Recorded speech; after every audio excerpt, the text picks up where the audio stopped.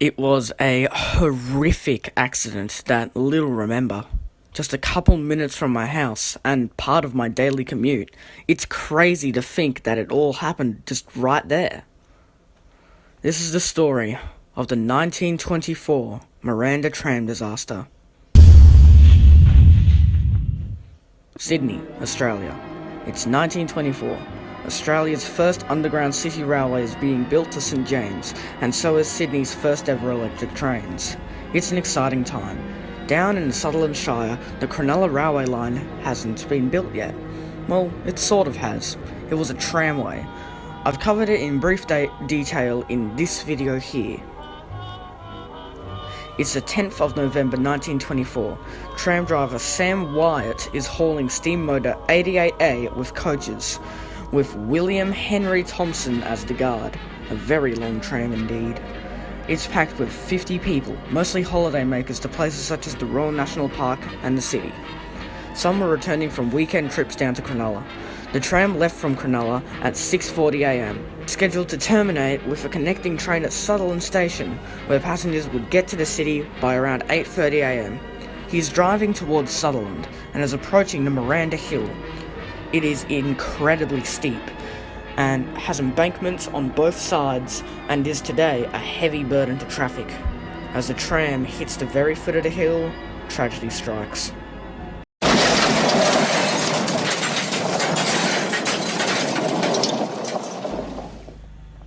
At 20 kilometers an hour, the tram flies off the tracks down the embankment, killing driver Sam and sending guard William flying inside one of the compartments before suffering a concussion. 88A detaches from the tram cars and tumbles over, while the coaches continue along before jackknifing into a derailed mass. In total, 1 was killed and 14 were injured. While this doesn't sound very fast, remember this is a lightweight, open and unprotected tram. It went down the bank at right angles. Lawrence Riley, a passenger on the tram, said that after the crash, she noticed a significant 1-foot long bend in one of the rails, spreading out from the regular line by 2 inches. Some passengers' reports are conflicting. One is Bernie Barden's. He said that it was unusual for the tram to be going this fast down the Caringbah slope and onto Miranda Hill. For context, he's referring to this slope right here before the tram crashed. However, another unnamed passenger said that the speed was normal for the tram. Something rather disturbing is that James Purferer, yet another passenger, said that the tram is going rather fast and joked that they would die in a crash. Remember those buckles from earlier? Turns out that there were 4 of them on the tracks. While some passed off that the buckles were caused by the derailment, not the buckles causing the derailment, rail and tramway staff agreed with the latter. Some reports state that drivers had complained about the buckles beforehand on the Sunday before the smash.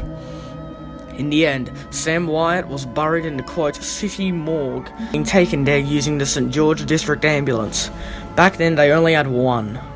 This ended up making his wife a widow and leaving his son heartbroken, ending almost 30 years of tramway service, mostly for electric trams, only just being transferred to the Sutherland depot. Maybe this could have been another cause. Lack of experience on steam train lines weren't like this one. A small crane loco was rushed to the site with flat wagons of rail repair gear and a brake van. However, this proved to be insufficient.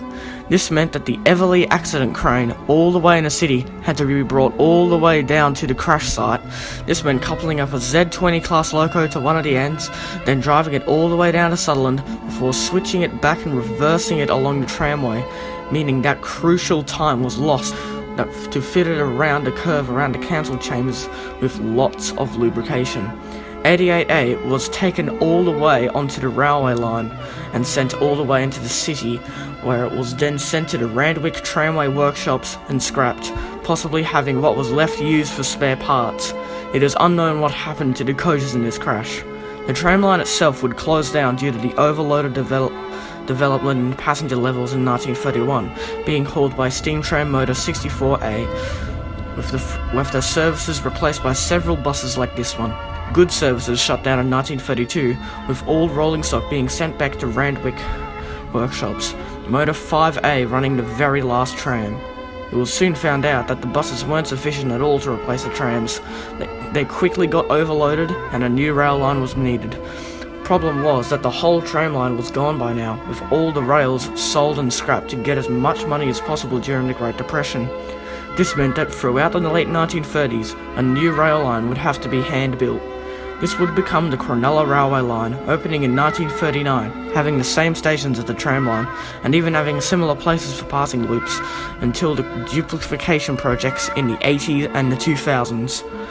The last project for it was completed in 2010, when the whole line was duplicated. As for the trams, they would not last long in Sydney. The whole network would close in 1961. In 1997, the Sydney Light Rail opened between Central and Wentworth Park. However, it was rarely on the road and took over the tracks of the Darling Harbour Goods Rail line mostly.